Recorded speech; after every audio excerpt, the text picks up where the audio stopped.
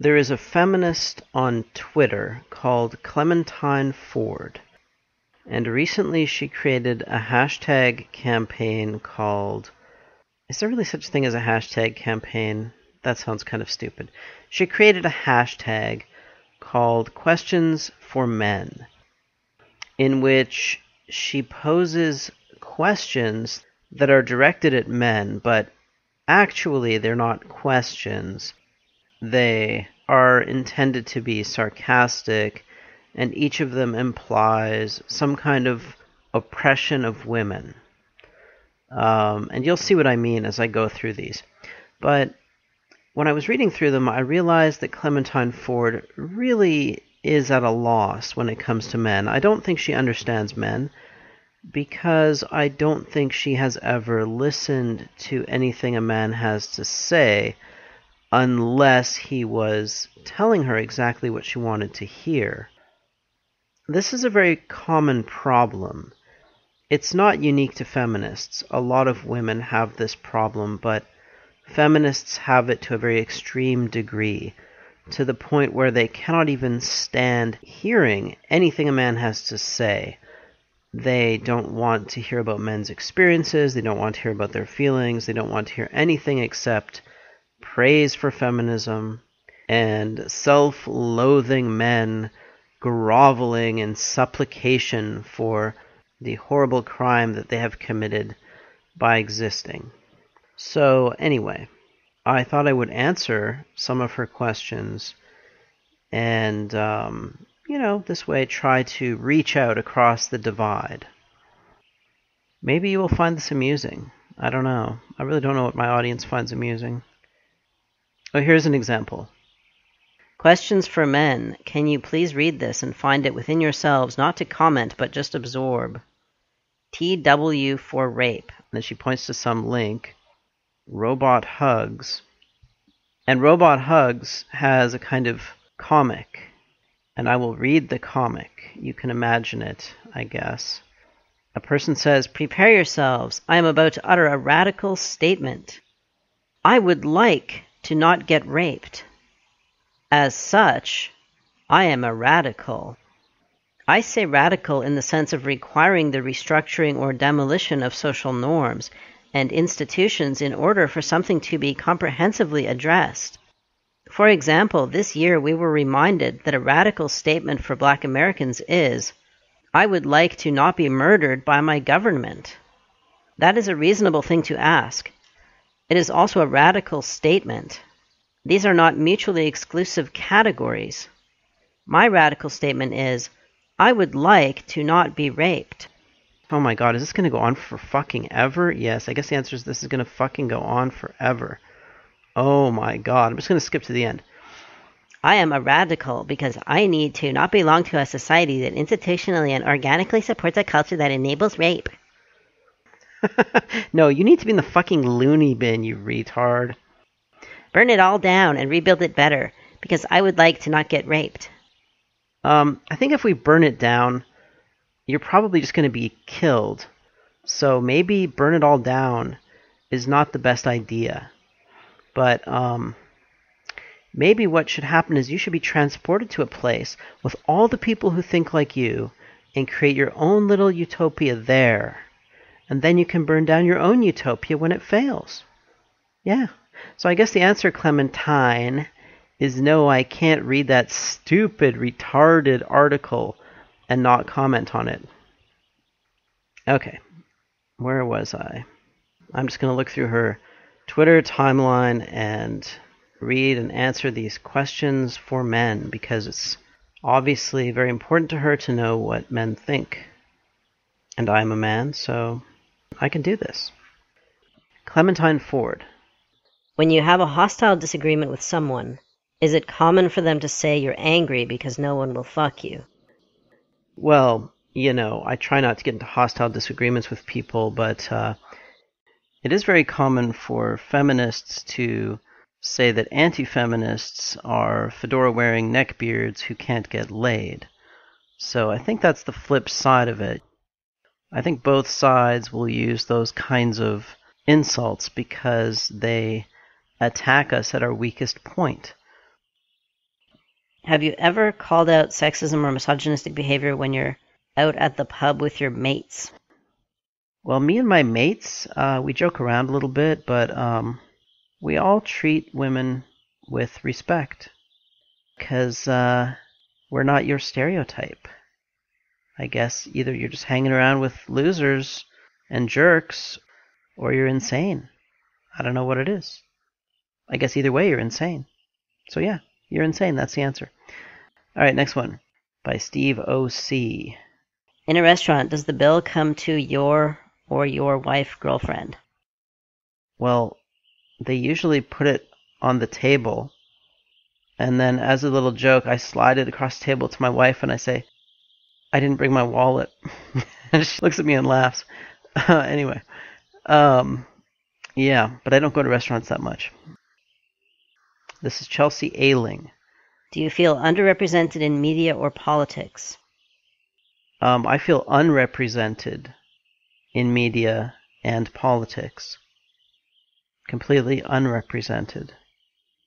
It's all a big fucking joke. But, you know, I don't assume that because somebody's a man that he represents me. Captain Cassandra. Do you do joke cues on this HT to make yourself feel better? Because the actual cues make you uncomfortable? No, I'm actually joking about the actual questions because they're funny. Thanks for asking. Chelsea Ailing asks, Do you get told you'll change your mind eventually when you say you don't want to have children? No, Chelsea, because I have children. Maybe these people are telling you that because they think it's true. And how do you know you won't change your mind eventually? Lisa Bryant. And the big one. How often do you feel like an imposter? How often do you feel like an imposter? I never feel like an imposter. But thanks for asking. Okay, another one from Clementine Ford.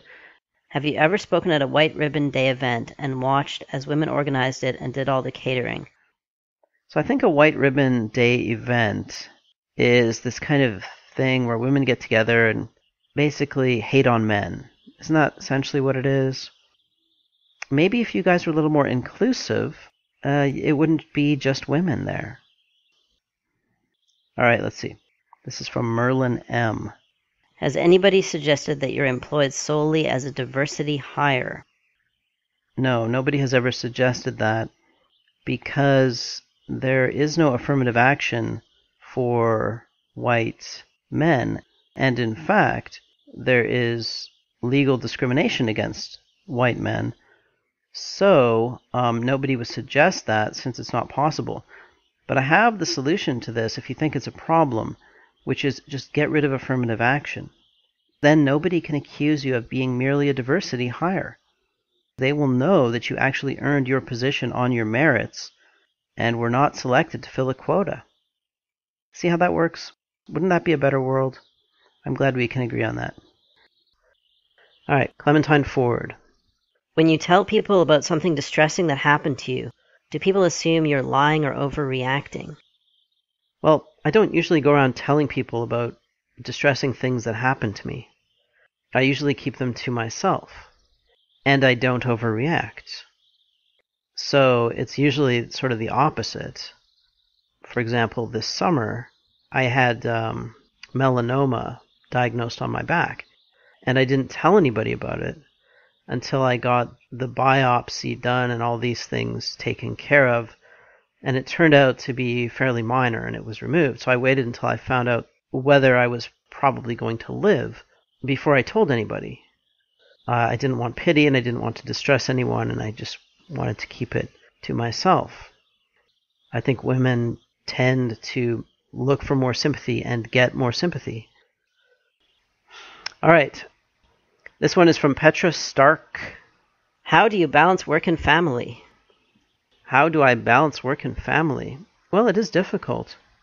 I would love to spend more time with my kids, but I have to support them. Yeah. Clementine Ford says, so many men happily engaged with questions from men yesterday. Disappointing to wake up to defensive, sarcastic tweets from others. what a fucking bitch. I mean, you make a sarcastic hashtag full of sarcastic non-questions that are insulting to men, and then you're, oh, I'm disappointed that men are tweeting defensive, sarcastic tweets back at me. Yeah, go fuck yourself. I mean, I think you know what to expect. All right, I'm going to skip over some of these. Oh, this is funny. This is from Natalie Thomas. Do you ever feel bad for listening to rap music because most of it is demeaning towards men? I actually think a lot of rap music is demeaning towards men. It portrays men in a very retarded light. I shouldn't make a blanket statement because some rap music is pretty good, but a lot of it is just generally demeaning of humans. But I don't listen to it. If you feel bad for listening to rap music because it demeans women, that's your problem. You're a weird person who likes listening to music that you find demeaning. Maybe you have some kind of masochistic fetish or something. Because otherwise, why are you listening to it? Okay, next one. This is from Clementine Ford. Do you ever feel excited when men win an award?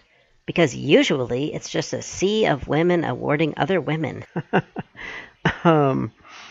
I think she must be bitter because she's not winning awards. Anyway, so do I ever feel excited when men win an award? I don't watch these stupid award shows. I don't give a fuck about people giving each other awards. I think women get as many awards as men, but I really don't know because I really don't care. Next question. Questions for men who are fathers or planning to be. Do you feel more nervous about having a daughter than you do a son? Why? Well, I think there's an expectation built into your question, which is that men should be more nervous about having a daughter than having a son. I have both, daughters and sons. I'm more nervous about my sons. I mean, I'm not that nervous about any of my kids, but I do think that right now boys are in trouble. Everything she retweets is one of these things that reinforces her narrative. Okay, this is from Becky Everest. She asks, do you ever get asked how you will fit in a family and look after the kids when you become a doctor? Well, thanks for asking, Becky. No, I don't worry about that because I'm not going to become a doctor. This may come as a surprise to you, but most men don't actually want to be doctors. In fact, I would imagine that most doctors take that job not because they really enjoy sticking an endoscope up somebody's rear end, but because having that kind of high status and high paid job makes them more attractive to women, and also, if they're married or when they get married, it allows them to support a family. So, for many men, in fact, I would imagine for most men, becoming a doctor would be a sacrifice. See, now, if I didn't need to make a lot of money, which I do, I certainly wouldn't do the kind of job that I do. I'm not saying that I can't stand my job, but I wouldn't do it if I didn't need the money. What I would do would be something like, I would surf in Hawaii in the winter, and in the summer I would go on long canoe trips in the Arctic. Maybe I would be, a barista and a writer. I would study physics. Maybe I would go on to get my doctorate in philosophy or something like that. But I don't do those things because I have a family to support. And I don't think I'm horribly oppressed because I have a family to support. I chose to have a family. Just like I had to make some sacrifices to have a family, you might need to sacrifice some things to fulfill your dream of being a doctor and shoving things up people's asses because that's what you enjoy doing. Okay, next one. This is by Elise Meth Ven. Have you ever been asked to type something up for a male work colleague? Do people still do that? That's interesting. No. No. Although I would if somebody asked me to, because I'm a great typist. I'm like super fast, because I write all the time. I'm an obsessive writer, so that makes me a good typist. Most people these days can't type. See, I actually took a typing course. That's how much of a nerd I am. I wanted to learn how to type properly. And it paid off. I recommend that. This is one from Kate. She says, Do random strangers or relatives or colleagues ever tell you to smile? yes. Yes, that has happened to me. Next question. This is from Rebecca. Do friends and family constantly tell you that you need to find a partner / be in a relationship? The pressure is there, but it's a different kind of pressure. The pressure is to be good with women, either to have a relationship or to be able to pick up women and sleep with them. And if you can't do that, if you can't get laid, then you are considered to be a loser. Next question. Clementine Ford. Are you ever worried that people will find out you have underarm hair and call you dirty? Well, obviously not, because most people know that I have underarm hair, and most people also know that you have underarm hair. Whether you shave it or not, you still have it. There's nothing dirty about underarm hair. It's just hair. All right, next one. Have you ever read an article telling you how to get swimsuit ready? No, because I don't usually read those men's magazines, but have you ever heard of guys going to the gym, guys working out, guys desperately trying to get laid? Have you never heard of that? Oh my God, listen to this. When complaining about unrealistic beauty standards, how many women reassure you that we like you just the way you are? So now she's complaining that men tell her that they like her the way she is when she complains about unrealistic beauty standards. So it's not only oppression to have unrealistic beauty standards, it's oppression when men say, oh no, we don't actually have those standards, because then they're undermining her victimhood. Well, Clementine, I don't complain about it. But I will tell you, if you look at any online dating service or any want ad, I don't know how these things are done these days, but if you look at any of those things, like women seeking men, the number one thing you will see is tall. Tall, tall, tall, tall, tall. Now, tall is a relative term. By definition, most of the population cannot be tall. And yet, most of the female population wants a man who is tall. That's usually number one on their list of criteria that they use to reject potential mates. Now, this could explain why so many women are single. It's not unrealistic beauty standards. Well, it is unrealistic beauty standards, but it's unrealistic beauty standards for men. That women are unwilling to accept the 80% of men who are not significantly above average height. And let me just make another point about this. Every beauty standard must be unrealistic, because beauty is an ideal, right? People don't strive to be average. They strive to be above average. So beauty standards are intrinsically unrealistic, or at least non-descriptive of reality. I just thought I would mansplain that to you, because you are so fucking stupid. Wait, let me retract that. Because I have unrealistic intelligence standards.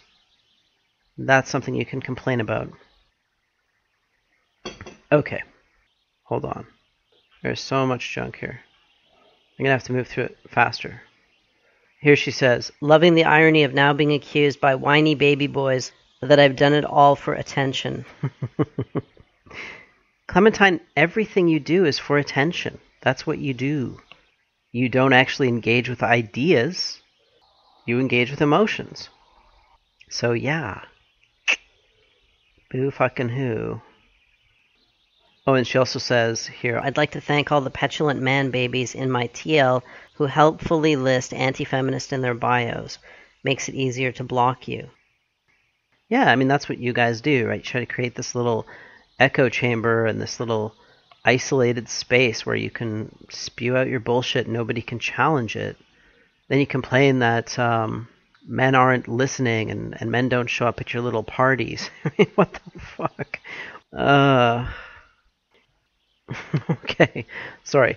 Okay, so here's one from Clementine Ford where she's quoting someone saying, for instance, I've been called a misogynist for pointing out that rape statistics are wildly unfounded, which, as we all know, is true. And Clementine Ford's response, her reasoned, well-thought-out response with, links to relevant studies and so on, here it is. Are you ready for it? I'll read it to you verbatim. Ha ha ha ha ha ha ha ha ha ha ha. And she wonders why people give her sarcastic remarks. Clementine Ford asks, are movies about men a welcome respite from the total domination of movies made for and about women? I think you'll find that movies are made for people who watch movies and pay to watch movies, which includes a lot of women. So, yeah, it's not a conspiracy. You people just never understand capitalism, do you? Well, here's something where she's patting her little manginas on the head. She says, some comfort, women. I've been receiving emails all morning from men offering support for Questions for Men, saying how it's challenged them. Yeah. Oh my god, I think I'm getting close to the end of this. It's dying out. Oh my god, I made it to the end of her timeline. Whew. Now I'm going to see what else is going on in this hashtag. I feel like I can't just end it on this fizzling out note. Here's a Huffington Post tweet. Yes, this is the media these days. This is what they do. Is the Huffington Post media? Here, this is written by Alana Vagianos. Alana Vagianos. I thought it was a lot of vagina when I first saw it. Okay. Sexism can be hard to point out when it's so ingrained in our everyday lives. Yeah, right. No, it can be hard to point out when it doesn't exist. That makes it very hard to point it out, you know? Clementine Ford, however, found an awesome way to highlight casual sexism with a simple hashtag. Oh my gosh. Nobody's ever thought of using a hashtag before. Ford, a columnist for Daily Life Australian, took to Twitter on February 2nd to ask a pointed question about the sexism she faces at work. The tweet and hashtag inspired other women on social media to pose their own questions for men, as smart feminist hashtags often do. I love this. Oh, it's so funny. Questions for Men quickly picked up steam. The conversations ranged from how women need to approach their careers differently than men, to worrying about the dangers of walking home too late, and the fact that the government still has some control over women's bodies. Both women and men began tweeting the hashtag with their own questions about catcalling, sexual harassment, and other issues women are forced to deal with on a daily basis. Here are 16 of our favorite Questions for Men tweets. Alina Shepard asks, have you ever been told your business ideas are cute? I have been told my algorithms are cute, actually. And I took that as a compliment, because it was. In fact, algorithms can even be sexy. Yeah, I bet you didn't know that. And in fact, business ideas can be cute as well. So yes. Heather McChesney asks, are you comfy with the federal government and Christian conservatives holding decision-making parties in your boy parts? Wait, holding decision-making parties in your boy parts? Well, if what you're asking there is, are men comfortable having almost no reproductive rights, such as the right to refuse parenthood or the right not to have to support a child that is not your own? I'm going to have to say no. I don't think most men are comfortable not having reproductive rights. Amanda B. asks, have you ever been late to work because you've had to change streets 5 times in 5 minutes to avoid being catcalled by women? No, but if I was getting catcalled by women, I probably wouldn't change streets. I'd probably go down that street every day.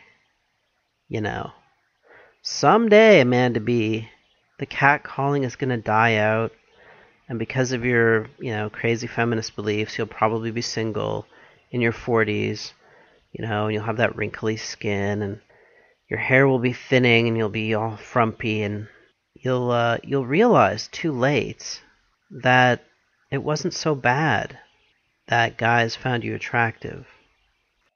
Questions for Men is a genuine attempt to see how our experiences align and differ. Thank you for your interest in my life, Clementine. Dear. I'm going to start calling you Dearie in a patronizing way.